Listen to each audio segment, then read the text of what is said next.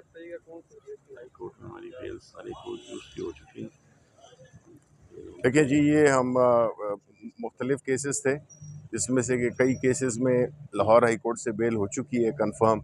لیکن ابھی یہاں پہ ہماری کنفرم نہیں ہوئی ہے۔ اسلام آباد ہائی کورٹ نے بھی کر دی ہے، تو ہم امید یہی رکھتے ہیں کہ آنے والے دنوں میں اس کو کنفرم کر دیا جائے گا۔ دوسری بات یہ ہے کہ جس طرح آپ نے دیکھا ہوگا کہ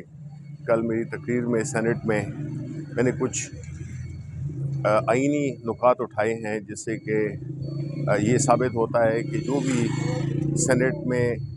یا الیکشنز ہوئے ہیں چیئرمین کے، ڈپٹی چیئرمین کے اور صدر کے، یہ سارے ایک لحاظ سے غیر آئینی ہیں، اور جو جن شکوں کا حوالہ دیا ہے وہ آئینی شکیں ہیں، اور وہ پلین ریڈنگ میں آپ کو پتہ چل جاتا ہے کہ اس کی خلاف ورزی ہوئی ہے۔ تو ہم اس پوائنٹ کو اٹھا رہے ہیں، اور انشاءاللہ ہم اس کو عدالت میں بھی، سپریم کورٹ میں بھی لے کے جائیں گے، کیونکہ جب ملک کا آئین میں ایسی تبدیلیاں کر دی جائیں بغیر طریقہ کار کیے بغیر، تو اس سے جو ہے تو پھر آئین محض ایک کاغذ کا ٹکڑا بن جاتا ہے، اور اس کی جو تکریم ہے، اس کی جو ایک ریٹ ہے، وہ کمپرومائز ہوتی ہے۔ کوئی بھی ملک ہو اگر یا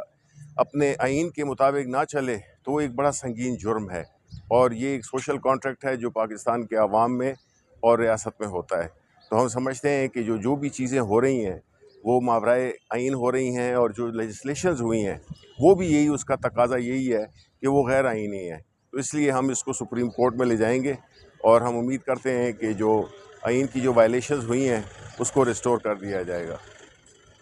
ساتھ میں ہم بڑا سخت کنڈیم کرتے ہیں جو بلوچستان میں جو جعفر ایکسپریس کے ساتھ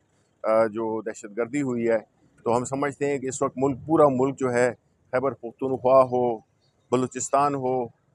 وہ جو ہے تو دہشت گردی کی لپیٹ میں ہیں، اور اس وقت جو ہے تو ہمیں ہم یہ ڈیمانڈ بھی کرتے ہیں کہ ہم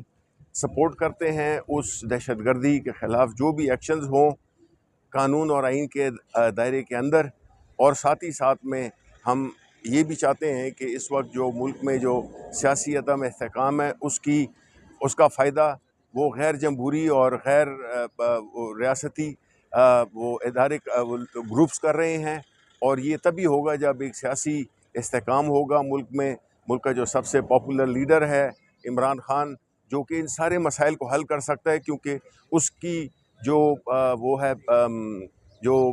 پاپولیرٹی ہے وہ اس پورے ملک میں ہے، اور وہ ایک واحد جماعت ہے جو کہ پورے صوبوں پہ مشتمل ہے، وہ ایک کوئی علاقائی جماعت نہیں ہے۔ تو اس لیے خان صاحب کو فوری رہا کیا جائے، اور اس ملک کے جو مسائل ہیں جس میں کہ خاص طور پہ دہشت گردی ہے یا معاشی عدم استحکام ہے، اس کو جو ہے تو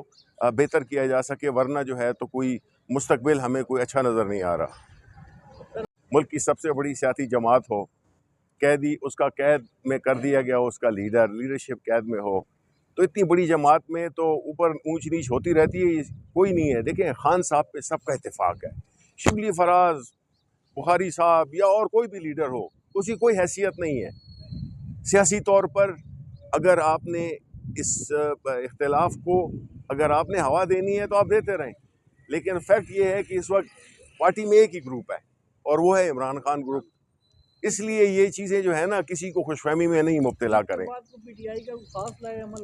بالکل آنے والا ہے جی، اور انشاءاللہ اس کا ہم اعلان بھی کریں گے، اور اس پہ کام ہو رہا ہے، اور انشاءاللہ ہم اپنی جو بھی ہماری جمہوری جدوجہد ہے جو کہ ہم کرتے آئے ہیں قانون اور آئین کے دائرے میں، وہ ہم بالکل کریں گے، اور ہم عدالتی جنگ بھی لڑ رہے ہیں، وہاں سے ہمیں کوئی خاص توقع نہیں ہے، کیونکہ جس طرح سے کورٹ پیکنگ کی گئی ہے تو مجھے نہیں لگتا کہ ہم عدالتوں کی طرف اس